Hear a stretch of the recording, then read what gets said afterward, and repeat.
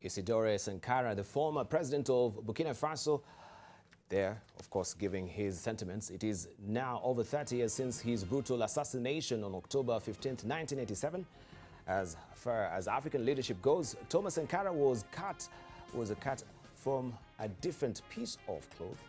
In his short life, the charismatic military leader set about creating an enduring legacy for conscious African citizens that is more relevant today than ever before. Progressive forces fighting economic domination and ideological slavery of Africa can draw inspiration from Sankara's life and journey. Sankara came to power on August 4th, 1993 through a popular revolution at the age of 33. In the 4 years that ensued, he embarked on a revolutionary paradigm shift, bringing a real power down to the people, advocating for policies on African self-reliance, food security, gender parity, and the dismantling of a neo-colonial development structure that continues to render African states beholden to foreign masters for survival. His solidarity and sincere commitment to the plight of all suffering people, irrespective of their location in the world, is why Sankara is fondly referred to as Che Guevara. And this is what we are talking about this morning. What lessons can we draw from Sankara's leadership? What lessons can we draw, and African leaders can draw from Sankara's leadership? You can hit us on Twitter. AM Live NTV is a Twitter handle. AM Live NTV is our profile name on Facebook, and 20505 is our SMS portal. This morning on the Leadership Forum, I'm holding court with our panelists that were here last week. They gave their speeches on a raft of issues, but today also we talk about Thomas Sankara and African leadership as well. I have with me Joshua Kiptoo, who is a lecturer from the University of Nairobi, also is a managing partner of Joshua Kiptoo and Advocates. Also we have Raphael Onyango, is the African representative from the World Bank, and also we have with us Mumbi Ndung'u. She is the founder of Ibo Africa, and also she is a digital specialist. And also we have with us Kevin Osido, who is executive director of the County Watch. Right, County Governance Watch. Thank you very much. Let's continue this conversation looking at Thomas Sankara, looking first of all on what has happened in Gambia.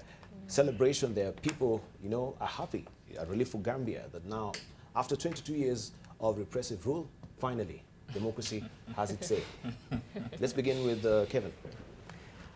Debarl, Gambia's story is interesting, and it is because if you look at the history of Gambia and what this portends, especially to the people of the Great Republic, I ask myself one question: what's in it for them? Because one, I look at legitimacy of the government. Ceteris paribus, all factors remaining constant. The current, you're an economist, huh? I try. The president was sworn in a neighboring country. What are the relationships between Gambia and Senegal? That's one. Number two is the people we just saw in one of the clips talking about their president. We have come to welcome our president. Yes. So this is a voice of hope. They are hopeful about the future. We haven't heard from His Excellency very progressively in terms of what his presidency means, both to the region and to the people. But again, I ask myself the question of legitimacy, sovereignty, and in the event that the outgoing president, Jammeh, had probably wanted to stay in power, and without the intervention of ECOWAS, which again brings to fore the power that regional economic blocs wield or have around not only their countries, but the region per se. So in my view, and in summary, it then presents the question of playing around with country relations vis-a-vis the hope of the people. 22 years is not a small time, and Kenya, we also share more or less a similar story. And so we hoped that the current regime would present very hopeful policies, very progressive interventions to the needs of the people, and that would be my prayer even for the incoming president of Gambia. All right, Kobe, briefly on it, then we back to Thomas Sankara. I think it just boils down to the question of what kind of leadership we have not in Gambia only, but in Africa in general. We've just seen what Museveni said earlier.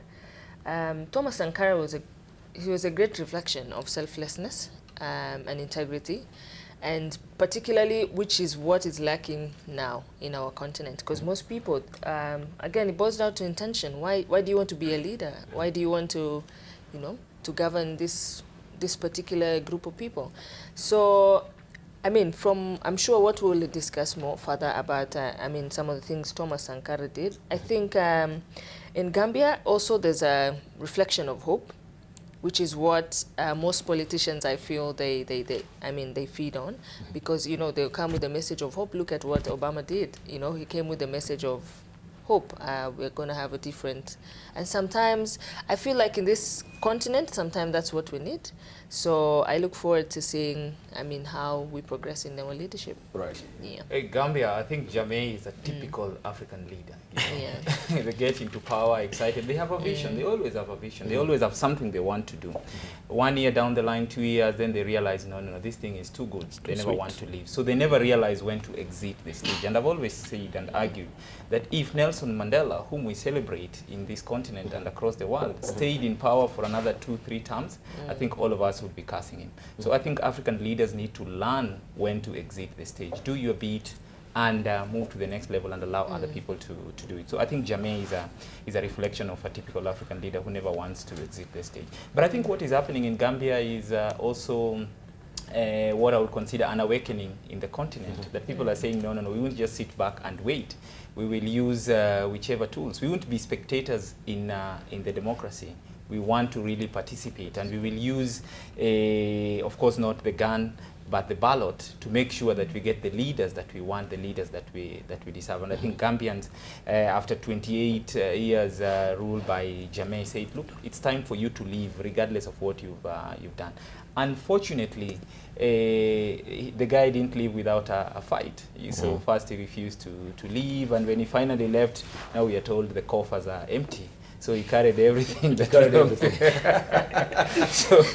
So again, it makes democracy very expensive, because Barrow now has to start from almost point zero. Yeah, but we have the central government also coming to the fore and saying, despite the fact that really is going away with so much money, still the economy is still stable. That cannot really have a big dent with it. Of course, he's just putting up a strong face, but the reality on the ground is the shockwaves will happen. All right, let's hear from Joshua.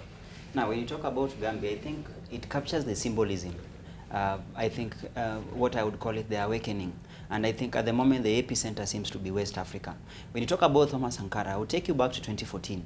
Where I think the spirits of Sankara came alive, and you had his successor, who ideally deposed him with the help and the connivance of the French. And he was a cordial friend as well. He was his comrade in arms. And when you have Blaise Compaoré being overthrown, and that was by popular protest from 2014, I feel that was the turning point. Maybe I would also go back to Ivory Coast 2011 with the defeat of Gbagbo and him choosing to stay. So from 2011 coming forward, so I kind of feel that what Thomas Sankara put in Africa is what we need. He's a guy who was selfless, not just selfless. There was the burning ambition in him for African authenticity. If you look at his speeches in the by then OAU, he would speak and the leaders couldn't get what he was speaking, simply because he spoke the language of the masses. He talks about African authenticity. We as Africans need to have an identity, to the extent that he even changed his country's name. It never used to be called Burkina Faso. It used to be called Upper Volta, then became Burkina Faso. So I think when you look at that person, you pause for a moment and even shed a tear and say, will Africa ever get that? To the extent that I think at the moment, for the 21st century, he was named the Che Guevara of Africa. And I think the only beautiful thing, we should just not just have nostalgia. We should also look at the opportunities. In my opinion, I think closer home, Tanzania, Magufuli has some aspects of Sankarism. In form of that, there's that fire in him to deliver.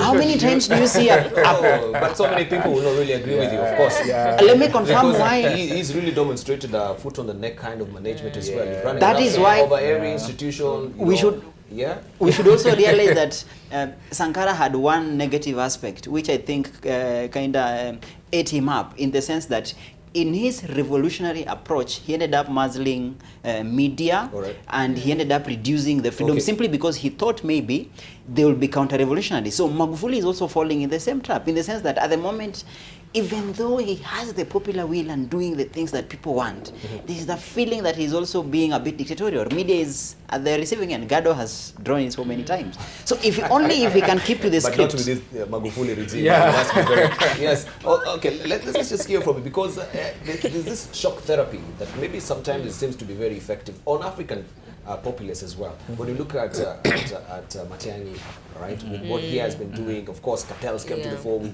talked about this, but there's a shock therapy, and it seems sometimes Africans, because they are riding on this opium of, you know, we need a dictator so that we can listen to this particular dictator. Right? Do you think shock therapy is what should be advocated when you're coming to the fore for you to be effective as an African leader? Debarl, you honestly cannot be a leader of the people unless you're a leader of yourself. So said John Maxwell. And this Sankara, in my view, was, like Joshua rightfully said, the first thing he did was to change the identity of his country from Upper Volta to Burkina Faso. And there was a meaning to Burkina Faso, the land of the upright man. Now, that to me was really transformational. And that's the point of departure from the past to the future. Because as a leader, what are you bringing to the ground vis-a-vis the sufferings of the people, the kind of oppression that people have gone through? Because note again that Sankara was a Marxist revolutionary. He borrowed a lot from Karl Marx, and there is a whole theory behind Marxism. And so look at, again, his policies, socioeconomic interventions, looking at power to the people, real power, not just to an extent where he was able to mobilize, you know, villages to build schools, to plant over 10 million trees, to build dispensaries. And these are histories of transformation. And it's because the people understood what our identity as Burkinas really mean, that we're a land of the upright man. Now, beyond that, the leader himself came up and he exercised that word to the spirit and to the letter.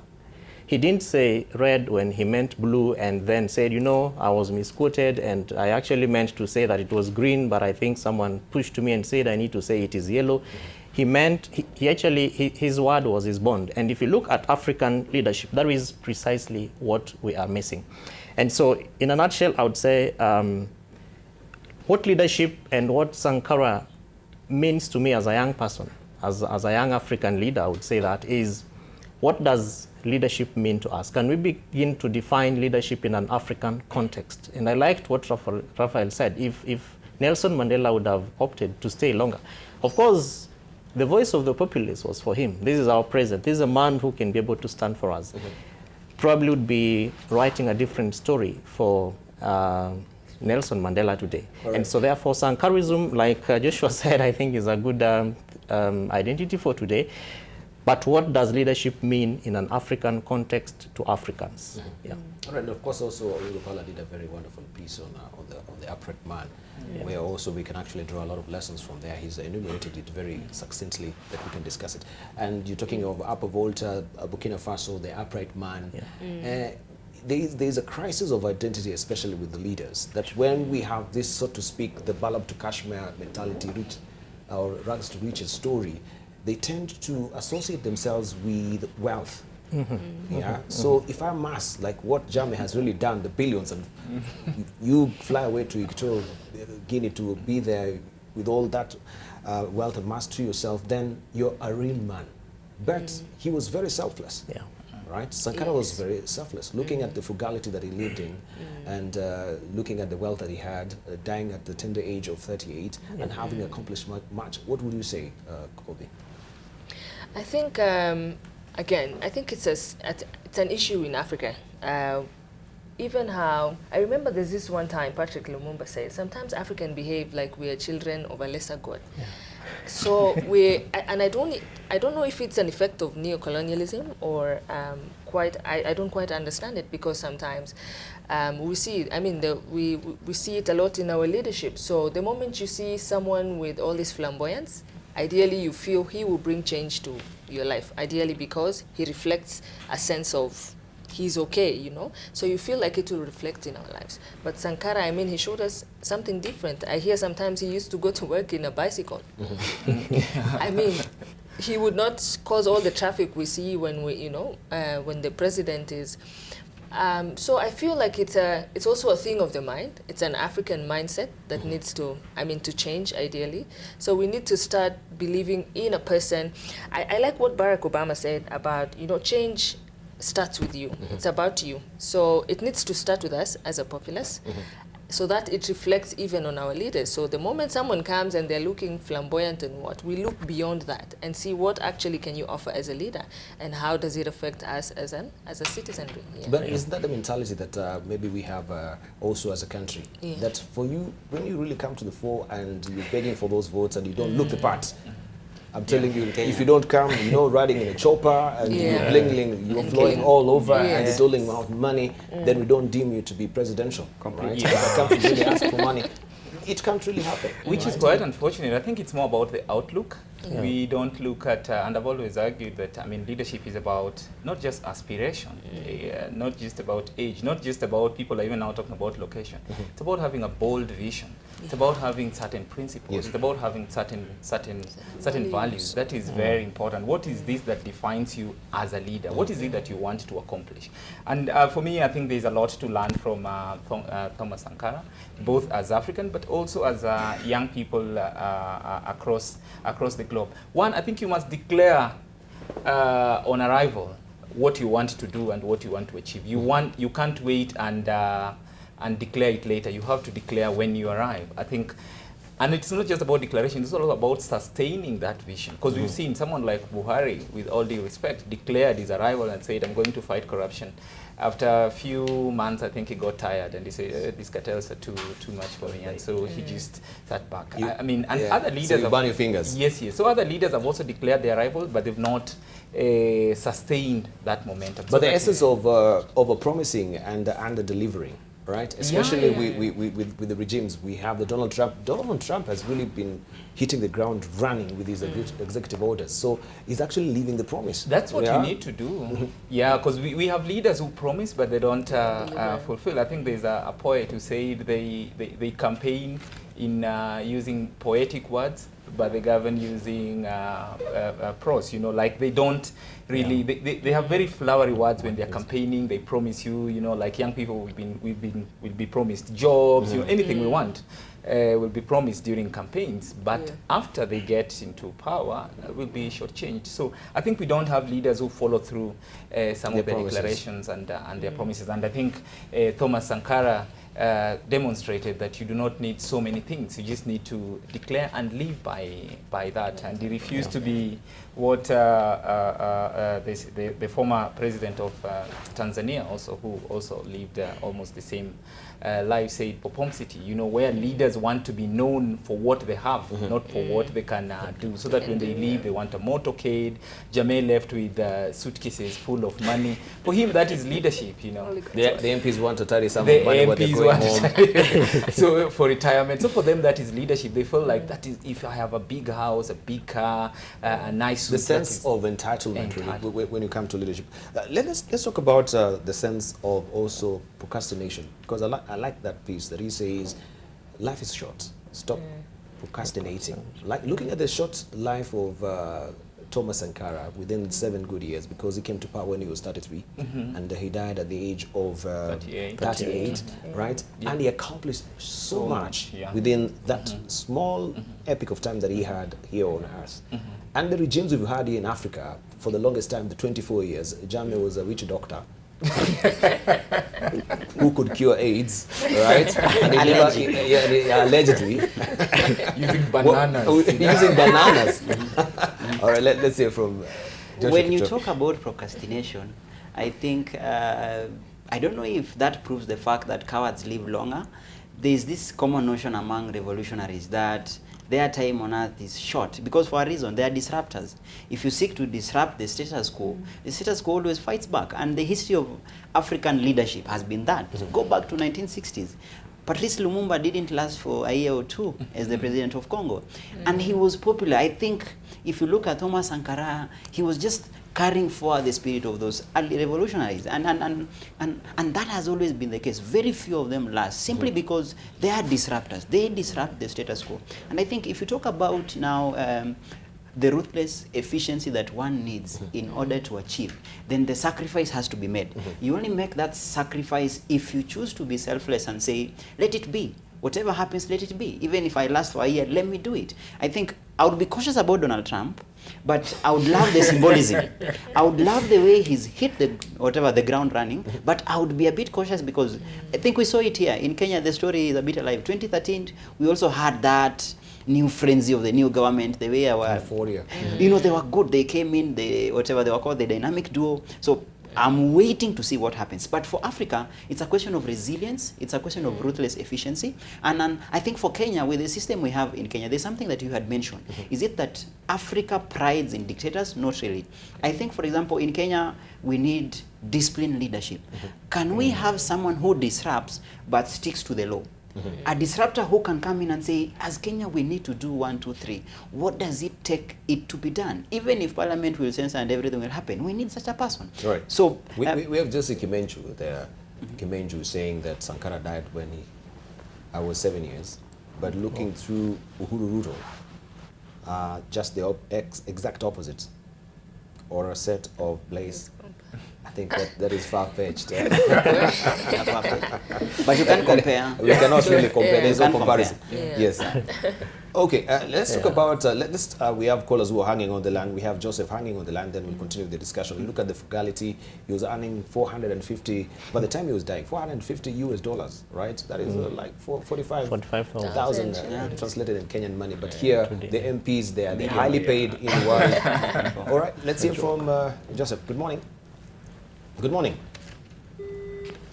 Well, we seem to have lost the caller, but of course we continue calling in. Right, let's continue about the issue of frugality, and what we can actually dispense. That frugality is not poverty, but because we associate frugality with poverty so much, right? But we can actually try and save here to save. I would try and save at this particular point on one sector of the economy to help another sector of the economy. Our priority is right in this country. When we talk about frugality, right now we were having a discussion here yesterday about food security, and we're asking the question: if we have a large expanse of water aquifer in Turkana that can feed this country for the next 70 years, where should be our priority? Is it with the standard gauge railway or the water? Kevin, briefly. In my view, we should stop joking. I think we've joked for far too long. We've procrastinated our patriotism and nationalism. And again, going back to Sankara, yes, I just forgot to say that identity comes with values and principles. And one of the things that he did was to establish very clearly his set values of what he wanted to do. And he said what he wanted to do, and he did what he said. And so, for instance, if you look at the war on corruption, he was at the forefront of fighting corruption in his country, and it was coming at a point when really the public coffers had been dilapidated.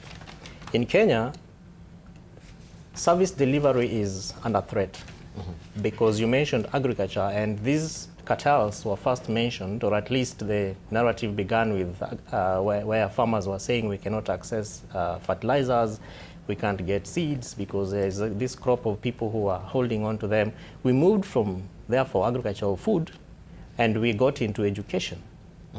Lecturers went on strike, teachers went on strike. We moved on from there, and now we're suffering from lack of water and, of course, health. So the doctors are on strike. And if you look at the Bill of Rights, you look at Schedule 4 of the Constitution, this therefore means that service delivery, the things that matter to the common person, are actually under threat. If you cannot be able to provide food, if you can't be able to get treatment when you're unwell, if you can't be able to engage intellectually, that means lack of education. Then it means we're not doing very well. Let's hear from Mathanga, who's hanging on the line, then we come to Kobe. Good morning, Mathanga. Hello? Hello. Habari asubuhi. Mzuri sana Madenge. Okay, mimi nilikuwa nataka kuzungumzia mambo ya leadership. Unajua kuna kiongozi anaweza kuwa ni mbaya kwa mambo yake ya kuzungumza, lakini akawa ni mzuri kwa watu wake. Akafanya katika maisha kwa watu wake. Tujiangalie sisi katika uongozi wetu katika Kenya yetu, uongozi gani tuko nao.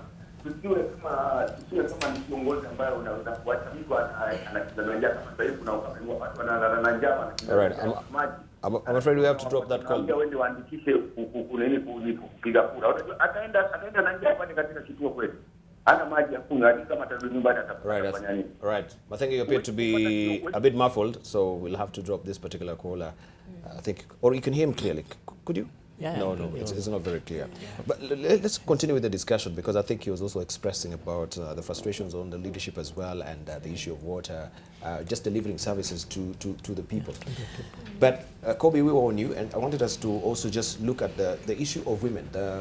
Sankara also empowered women, right? And this was flying in the face during that epoch of time when women were actually sidelined. They were looked down on, especially with established regimes. What would you say about him creating space for women even in parliament? And right now I think Rwanda is running away with this particular notion of giving women a power. For me, I think it was a great reflection of but I feel like it was not the time for it, in the sense that Thomas Sankara was very unconventional in his own way. Good idea in the wrong time. And yes, it was a good idea, but not at the right time. At the right time. Ideally, I say that because, like you said, it's a time when misogyny was very, popular and misconceived, and all chauvinistic kinds of idealistic thinkings. So I feel like he was ahead of our time, in my opinion. But it's a great reflection of what, like you said, what Rwanda is trying to do right now. And I feel like I see a lot of similarities in Kagame, based on what, give an example of, even Sankara used to get people out in the streets to clean up their city. So I feel like there are a lot of reflections of, Sankara and Kagame. Yes, Sankarism. for the coinage from Joshua Kiptoo. Yeah. And I feel like he is doing it, but in a very, I feel like Sankara came on too strong, even for the African continent. So, like you said, he would go to the OAU, and most people would not understand what he's trying to achieve. But Kagame, I think he took some of his principles, and he's trying to reflect on them, slowly. And especially for women, especially at this time. We just saw after Donald Trump was inaugurated, there were, protests all over, the world on the way he treats women, and we can see he's actually very misogynistic. And I feel like he's taking us back so many years. In our country particularly, I feel we have a voice at the moment. I feel like women are standing out to speak. I just feel we don't have a united front as yet. So we would speak, I feel like if we had one voice, we would speak in a stronger way. I think that's what I feel. All right. Because of the interest of time, I want us also to talk about believing in hype, because here I think the piece say Thomas Sankara decreed that his portrait should not be displayed all over the country in official buildings, as is in the norm in Africa, especially with the governors. We know we've gone to He saw no need to develop a cult of personality around him. Despite his high station, he identified with commoners. He was secure enough in his position to be humble. Yeah. And we've seen this fight also, especially when we were bringing devolution to the fore with governors and saying, my what do we call it? My coat of arms should be on the lectern. I should have the flag as well. And there was all this debate, right? Yeah. Sense of entitlement and the sense of hype. Mtajua mimi ni nani? Just before I get to that, I think just to add a little bit on what Kobe said, I think the idea of women emancipation, like Sankara said, that there cannot be real development without women's emancipation, was extremely key. It has been said over and over again, and it is true that there's no team that can win with half the players. I think it's important to have inclusive leadership, and that is what we're also lacking across the continent. So that is important. But then again, about building personality cult, we see many African leaders doing that. We see it here in Kenya, where leaders leaders, you saw they were even putting their portraits on examination papers, and Yes. you wonder, what does your portrait have to do with mock this, exams. mock exams? It's a mockery. Yeah. So they're even putting them now on obituaries. If they support anything, they also want the portrait down there. Yeah, and they keep wondering, what is this? So their leadership is more about public relations and more about presence. But Sankara demonstrated that your legacy is not about your presence, it is about what you do. What you do stays much longer than your portrait being hung somewhere, you know, than the number of cars that, that you have. So I think that sense of humility and knowing that leadership is about service. It's about serving and leading on behalf of the people, not for you. It's for the people, not for self. I think for us, that is a good lesson that we learn. Not just humility, but the fact that you need to be selfless, the fact that you need to do something substantive, something tangible. It's not just about your presence, your portrait here and there. All right, another good lesson that as we are winding up, and this you'll weigh in as well as you're preparing your headline thoughts as well, was the fact that you know, to lead is to serve. And you've seen that particular headlining story on the Daily Monitor in Uganda that Museveni says he's not really a servant, yeah? But Sankara was a perfect example of servant leadership. And the symbols of opulence all but disappeared under his watch. His down-to-earth attitude was baffling. He got rid of presidential fleet of Mercedes and opted for the boxy fuel-efficient Renault 5. We can relate that to Probox, the current time. He refused to use the air conditioning in his office because he did not feel he earned the privilege. These small gestures were necessary for physical discipline. Burkina Faso was one of Africa's poorest nations, and he understood the injustices or the injustice of the 1% living off the fat of the land, while the great masses wallowed in poverty. Servant leadership, as we're winding up. When you talk about servant leadership, and you look at Kenya, you feel really okay. Servant leadership is a foreign concept because I think we are a society that treasure hype. We are a society that treasure outlook. We are a treasure that treasure more or less what I call glamour at the expense of servant leadership. Because which Kenyan leader do you know has climbed down and shown humility, if not just for cameras once in a while? The authentic humility from the heart. You know, when you talk about Thomas Sankara, it's not about that he was doing it for the show. The symbolism and the authenticity can be seen. I think in your script you should have also captured that he left nothing for his family. That even when he was executed, when they went to the family, they had nothing, completely nothing. Now, that is what I talk about, authentic leadership, which exemplify and typifies the spirit of the people. Now, in Kenya, we lack that. When I went back to my rural, and I noted even the members of county assemblies, you know, at the moment they rival MPs. They're the ones driving the Prados and the good vehicles. And you know, when you hear from the public, they say, yeah, that is the right guy. You know, if right now, Debarl, you get a good car and you drive to your home, the next thing they'll say, Debarl, you need to represent us. You seem to play the part. Like, where when Ndung'u say? So based on that, so you understand why now we lack that authenticity now. All right, thank you.